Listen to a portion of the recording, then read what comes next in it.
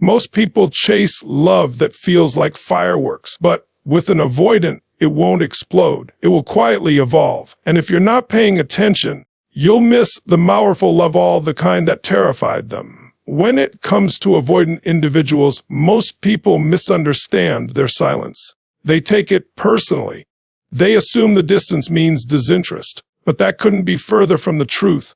Especially when an avoidant is truly in love, their silence changes, it softens. It becomes less about escape and more about safety. You begin to notice that they're not vanishing, they're pausing. And that pause is everything. Avoidants don't operate like others in love. They don't flood you with words or grand gestures right away. In fact, the quieter they become, the more intentional they often are. You see, an avoidance world has always been built on control of their environment, of their emotions, and especially of their connections. Love disrupts that control. So when they start falling for someone, they often retreat into themselves, not to push you away, but to make sense of what they're feeling. Their silence becomes the space where they try to reconcile the unfamiliar love with the familiar fear. But when love is real, that silence begins to change shape. It's no longer harsh or cold. It becomes thoughtful. Instead of disappearing for days, they start responding quicker. They check in more consistently. They don't flood your phone, but their presence becomes steady. It's not loud, but it's reliable. And that shift, though subtle, is powerful. Because for them, showing up, even quietly, is the loudest declaration of love they've ever made. This is how you begin to know they're in love. They no longer use silence to punish, control, or escape. They use it to feel safe enough to move closer. And slowly, you start seeing small moments that mean everything: a gentle touch on your shoulder when words feel too much, a text that simply says, "thinking of you," or a long pause before they say something emotionally honest. These moments are the proof. These are their versions of, "I love you." They don't rush into vulnerability. They edge into it. And when they do, their silence is no longer a wall. It's a doorway. It's the space they build not to shut you out, but to prepare for letting you in. The avoidant in love doesn't roar. They whisper, but their whispers carry the weight 1,000 unspoken fears and the courage to love anyway. One of the clearest signs that an avoidant is truly in love is when they let you see their fear, not just surface-level nervousness, but the raw, trembling uncertainty that lives underneath their defenses. Avoidants have often built their identity around emotional self-protection. They've learned, sometimes through trauma, sometimes through repeated disappointment, that vulnerability equals danger. So they avoid it, not because they don't feel, but because feeling has always come with risk. They associate opening up with losing control, with getting hurt, with being judged. That's why they often come across as distant, aloof, or emotionally unavailable. But love has a strange way of disrupting all that. Real love isn't something they can suppress forever. It challenges them. It forces them to confront what they've spent years running from. When an avoidant starts to truly care, when they're emotionally invested, their instinct is to hide it, but their heart begins to betray that instinct. And this is when something incredible happens. They begin to speak their fear, not out of weakness, but as an act of bravery. They may not have the emotional vocabulary of someone more secure. Their voice may shake, and their words may be clumsy. But when they say things like, "I don't know how to do this," or "I've never felt this way before," or "I'm scared I'll mess this up," what they're really doing is giving you access to their most protected self. They're showing you the child inside who never felt safe loving freely. That moment, that emotional crack, is sacred. It's not manipulation. It's not drama. It's vulnerability trying to rise through decades of emotional armor. When you witness an avoidant admit their fear, your way never works. You are witnessing one of the rarest gifts they can offer. They're not performing. They're not trying to win you over. They're exposing a part of themselves they usually keep hidden from the world. And here's the true thing: avoidants don't show their fear to people they plan to leave. They own a way never works. They only do it with someone they're deeply connected to, someone they want to stay with, but don't yet know how. So when you see fear in their eyes, when they never works, when they open about the things they don't understand or can't control, don't mistake it for weakness. That fear is the exact reason you know it's love, because love, for them, is fear. and they're choosing to show it anyway. Tulling away never works. Time are the most telling indicators of love, especially when it comes to someone with an avoidant attachment style. Unlike people who naturally seek closeness and connection, avoidants protect their time and space like a fortress. For them, alone time isn't just a preference. It's a necessity. It's where they recharge, where they feel safe, where they process the world on their own terms. So when you start to notice that an avoidant is not just taking space, but actually making time for you, something profound is happening beneath the surface. Avoidants don't give their time away easily. They're often overly cautious about commitment, not because they don't value relationships, but because intimacy feels risky and overwhelming. They fear being engulfed, losing themselves, or being depended on in ways they aren't sure they can fulfill. That's why in the early stages of connection, they may be slow to respond, hard to reach, or seem emotionally distant. But when they begin to truly fall for someone, their relationship with time changes, not instantly but intentionally. They begin to initiate more often. It may start small, a message in the morning, a call at night, a spontaneous plan for the weekend. You might find them remembering your schedule, following up on things you said in passing, or adjusting their routine to accommodate yours. These aren't just casual gestures. They're subtle signs that they are letting you in. For someone who has spent much of their life guarding their independence, carving out consistent time for another person is an act of love, trust, and courage. And it's not just about quantity. It's about quality. You'll notice that when they do spend time with you, they're more present, less distracted, more engaged. They're not just showing up to tick a box. They're there because they want to be, even if they can't always express that in words. Their efforts may not be dramatic or loud, but they are deeply meaningful. The avoidant who once needed distance to feel safe now feels safer with you in their space. Love, for them, isn't proven through constant closeness, but through conscious effort.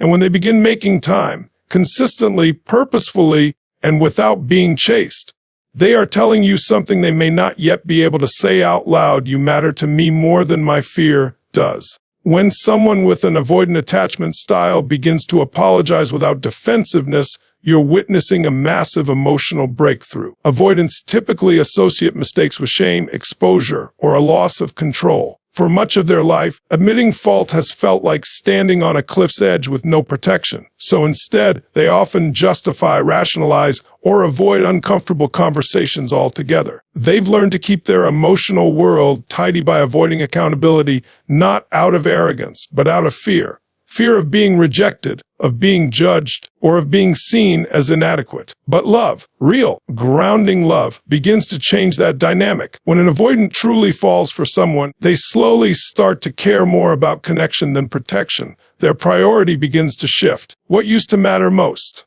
staying emotionally safe and distanced, becomes secondary to something new, the desire to keep the relationship intact. And that's when the walls begin to crack. You'll see it in the way they approach conflict. They won't run away like they used to. They won't shut down for days or try to rewrite the story to make themselves feel better. Instead, they begin to own it. You might hear them say, "I know away never works. I know I hurt you," or "I wasn't really listening and that's on me." These are not just words. They are significant signs of growth, not just in the relationship, but in the way the avoidant is relating to themselves.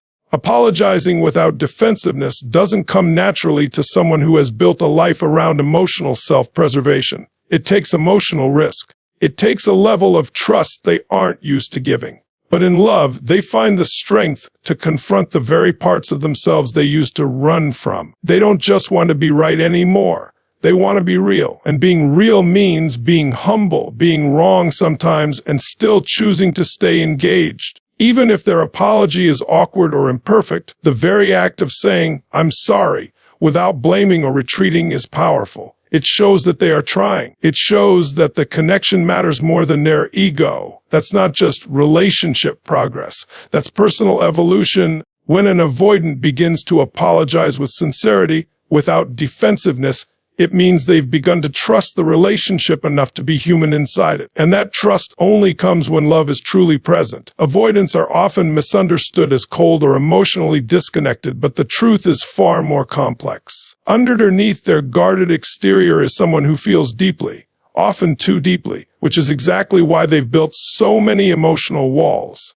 Their strategy isn't about not caring, it's about not being overwhelmed by caring. So when they start to fall in love, they don't immediately pour their heart out. Instead, they become observers, watchers. They study you, quietly, like someone trying to learn a new language they were never taught to speak. This is one of the clearest signs that an avoidant is truly in love, and they start paying attention to you in a way that feels deeply personal. They won't always say, I love you, or flood you with compliments. But they'll remember the tiny things that most people miss. The way your tone changes when you're tired, the songs that make you emotional, the foods you avoid when you're anxious, the way you look away when you're afraid of being seen too deeply. To the average person, these moments might go unnoticed. But to the avoidant in love, they matter, because you matter. Their attention becomes specific and meaningful. You might notice that they bring up things you said in passing weeks ago, or they anticipate your needs before you voice them. Maybe they surprise you with something small, not because it's grand, but because it's you. That's the thing when an avoidant loves. They don't express it through big, dramatic displays. They express it through thoughtful precision, through knowing you, not just on the surface, but in the details that make you who you are. They do this because understanding gives them a sense of control in the emotional space they find so intimidating. But it's also their way of showing affection. Their attention is not random, it's earned. And when they start to invest their focus into understanding you, it means they're letting you take up mental and emotional real estate in a mind that's usually walled off. This kind of attentiveness isn't casual. It's sacred. It's deliberate. It's their heart speaking a language that doesn't come easily, a language of observation, consideration, and presence. And it's one of the purest signs that love, real love, is unfolding inside them. For someone with an avoidant attachment style, the instinct to pull away is hardwired. It's running a never work. It's not because they don't care, and it's not always because you did something wrong. It's because emotional closeness activates a deep-rooted fear. Fear of losing control, of being hurt, of not being enough, or of being consumed. So, when the relationship reaches a point where emotions intensify, avoidants usually do what they've always done: withdraw, retreat, shut down. It's their way of surviving. But here's where everything changes. When they fall deeply in love, they begin to resist that urge, even when every part of them is screaming to run. This resistance isn't loud or obvious. It's not some dramatic statement of commitment. Often, it's a quiet, shaky decision to stay in the moment. It looks like them staying on the call instead of abruptly hanging up. It looks like taking a deep breath during an argument rather than storming out. It looks like choosing to text back even though they're emotionally overwhelmed. These are small moments, but they're monumental for someone who spent a lifetime avoiding emotional exposure. When they choose to stay instead of flee, you're witnessing a silent act of love. They may not always know how to articulate it. They might still struggle to communicate or express their needs clearly. But underneath that is an inner war, a battle between their survival instinct and their desire to be close to you. And when love wins that battle, even for a moment, it's significant. They are breaking their own patterns for you. They are doing something that feels unnatural, risky, and even terrifying. But they're doing it anyway. Avoidants rarely feel safe being vulnerable. So when they choose to stay, especially during emotionally charged moments, they are telling you, without words, that you matter more than their fear. This is not easy for them. It costs them more than you can see. But they're doing it because something deeper than fear is starting to grow. Trust. And trust is everything for an avoidant. So when you see them lean in instead of shut down, when you witness them staying in the fire rather than running from it, don't underestimate the weight of that choice. It's not just a sign of love. It's proof that they're changing, not because they were forced, but because love gave them the reason to try.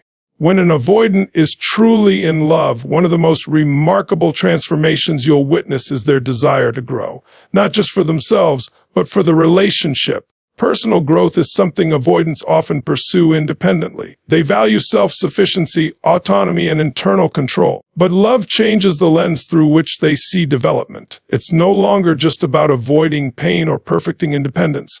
It becomes about evolving with someone, for someone. And for a person who has spent their life guarding against closeness, that is a powerful shift.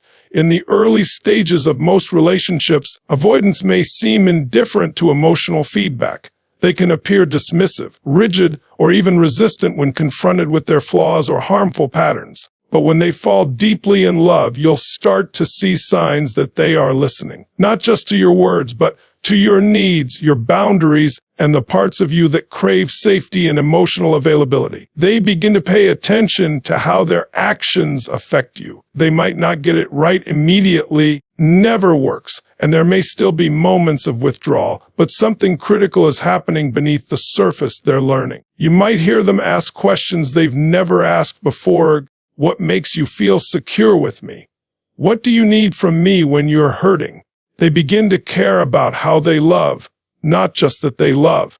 They want to understand how to do it better, not because they feel obligated, but because they don't want to lose a connection that finally feels real. And that willingness to grow, to evolve emotionally, is a massive indicator that their feelings are deep and sincere. They may also start exploring things they previously avoided. Therapy, books on attachment, honest conversations, or reflecting on past relationship wounds. Not because they enjoy it, but because they know these steps are necessary to become a better partner. When an avoidant reaches this point, they're not just staying out of fear of abandonment. They're actively choosing the relationship and investing in it. They begin to recognize that love isn't about control or perfection. It's about showing up, learning, repairing, and expanding. Their growth might be slow and sometimes messy, but doesn't mean it's not meaningful. In fact, when an avoidant chooses to grow alongside you, it's one of the purest signs that their love is not only real, it's transformational. When we try to understand avoidant behavior through the lens of love, it's easy to misinterpret the signs. Their love doesn't always show up in the way we expect. It doesn't come packaged in constant affection, over-the-top gestures, or declarations shouted from the rooftops. It's quiet, it's hesitant, it's often hidden beneath layers of fear, survival instincts, and emotional self-protection. But when an avoidant truly falls in love, their actions begin to shift in subtle yet powerful ways. These changes, though often unspoken, reveal more than words ever could. They show a person choosing connection over comfort, vulnerability over defense. Real love challenges the avoidant to do the one thing they fear the most. Stay present when it gets hard. Stay soft when they feel exposed. Stay open even when their instincts tell them to shut down. And it's in this choice to stay, not just physically, but emotionally, that their deepest love is revealed. Because to them, staying isn't easy.